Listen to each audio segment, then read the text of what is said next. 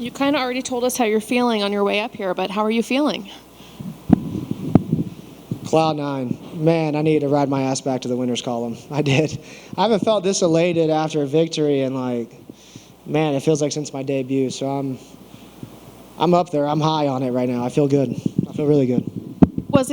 Are you feeling that way because you're back in the win column, or because of your performance, or because of who you beat, or is it a little bit of everything? Definitely the win column. I've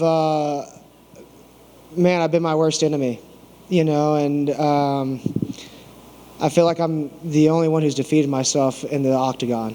And so it's been a road to get here. Me and my coaches have had some really long, hard talks, and I felt like I proved a lot to myself and even to Jim's corner, because I know when his ass was blitzing me, they thought that was going to be it, that I was going to fold on that. And so I told my corner in between rounds, he's going down, I'm going up. I'm going to break his ass. I'm not folding.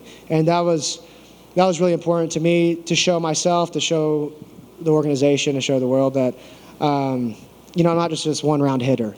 And kudos to Jim, because I cracked the shit out of him with probably 4 hard shots that I thought were going to be it. Man, I just tried to exercise patience and not getting overzealous to close the show. But he was tough, and I'm extremely proud to get a win over a legend like Jim Miller. Were there any surprises in there, either for you or for him? A little bit of his tenacity, I think. I didn't expect him to keep trying to blitz me. It makes sense in hindsight why he would. And I was surprised. Vince warned me that he's got a hell of a head, that he could take a shot. And I believed him, but I always give myself more credit. Like, okay, yeah, your ass couldn't take him out, but I will. And, man, he ate again, 4 hard shots where I cracked him. And I rocked him with it, but wasn't able to put him away. And so I was surprised because I saw myself putting him away over and over again throughout the week. So, I was impressed with that. If you could credit this, I don't want to say change, but this performance to one thing, what would you credit it to? Self-loathing. I was so mad at myself, and I wanted to redeem because I owed it to myself, and I owed it to my coaches, I owed it to my team, my family, everyone who put so much investment in me. And the way I'm losing these fights isn't fair to any of them and myself. And so the need for redemption, that's what I credit that. You talked a little bit at Media Day about feeling, when you got to fight day, feeling like, why am I doing this? Did you have that feeling at all? No, I definitely had that answer before I accepted this fight. And what's next for you? Man, a quick turnaround. I'm healthy. I feel good. First time, win or loss. I mean, maybe not first time, but I seem to always have stitches in my eyes. I got those Nate Diaz eyes. Shout out to them. So it's nice having a clear face. It's nice having a healthy slate. And we're active. I'm healthy. I'm in shape. And so I'm trying to roll in another fight pretty quickly. Maybe even looking at the San Antonio card in March. That'd be awesome. Do you have a name in mind? No, I don't even. It just depends what timeline, because I want to take my sweet ass back down to 45 and do some damage there. So we'll see. Thank you. How much time do you need before you can go back down to 45? Do you need to let your body adjust any differently? Is it just a matter of cutting things out? I mean, how do you adjust back to get into a 45 fighting ready? Yeah, this cut helped. Obviously, going down to 55 helped because that was an aggressive leap towards the next division. So I would just manage this professionally. I'm not going to act an ass like I normally do right after the fight, and just stay professional. I'm really hungry. I'm really, really hungry. Last year was not the year I wanted to have, and I want to make this year count. So I think moving from here, I could be ready for a 45 fight in 6 weeks. What qualifies as acting as an ass? Is it just the food? I mean, what do you mean? I mean, it's debauchery, and we're in Vegas. We're in Vegas, and it's after hours only. I'm not. I can't disclose a lot of that shit, man. This is an open forum.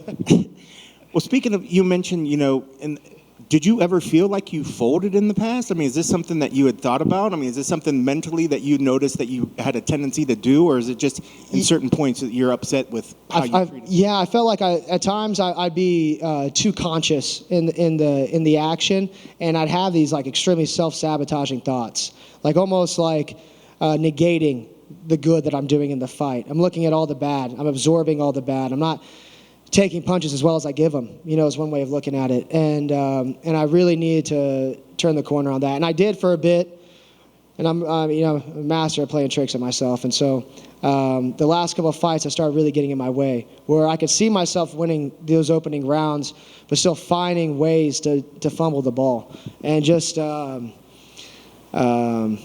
really self-sabotaging and almost finding ways to lose the fight. And so I like I said, I had a really long talk with myself. I had long talks with my coaches. We got our whys in place, and we decided if we move forward, we're going to move forward on the right foot. This opportunity came up. We were ecstatic to take it. I was super hungry. And again, redemption was on my brain, and I wasn't going to fold. And I knew Jim's corner thought I would fold. I knew a few bullshit blitzes they thought they were going to take me out with that shit. And I wanted to make a point to break him, in that second round. What did you think when he did make those blitzes? I mean, I know obviously you saw him coming, but were they effective in certain points? I was surprised, with the initial ones, because I was like, oh, okay, he's really going in for it. But once I ate it, I was like, shit ain't shit. Yeah, I got you. And I got the timing on it, and I started seeing his mouth open. I started seeing him breathe heavy, and I started to see it wear on him. And I started to see my shots effect on his face. And so, I really felt like my momentum was building in the fight, which is something I wanted to work on, because notoriously I come out gunslinging, and then I start to fade as the fight goes on. I wanted to show the backside of that. And we always hear so much about how mentality is such a part of the game, physicality, and making sure your preparation is always a huge thing for what you fighters do. But mentally, were you feeling that at times you were overthinking in the fight? Is that kind of what you were saying before? You were almost getting in your way because you're overthinking too much in the fight? Yeah, that's exactly what I'm referring to. I was overthinking. Like my last performance, man, I remember, and shout out to Corntilla, he's outstanding, and I want to take from him what I was lacking in that fight, by any means seizing a victory. And I remember being in that fight and thinking, if you're top 20, I'm top 2. We're not on the same level, but I'm going to find a way to fuck this up. And I've never had a dialogue like that with myself. I don't know where that came from, and that was something I needed to kind of sort out after that fight.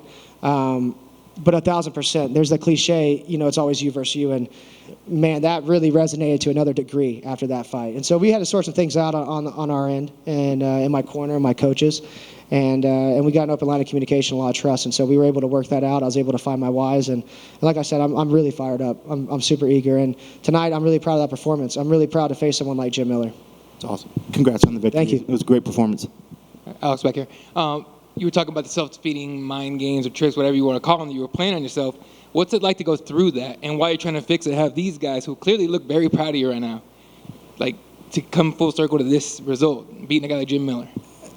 Man, it's super emotional. I mean, like I said, I hadn't felt a high like that off a victory in a while, because I'm not new to this, But that was important. That meant something to me. It meant something to my team. It meant something to all of us, because some wins, you can catch a quick W, and everybody likes to get in and out of there. But some wins, you find something in yourself. You got the breakdown and breakthrough kind of mentality.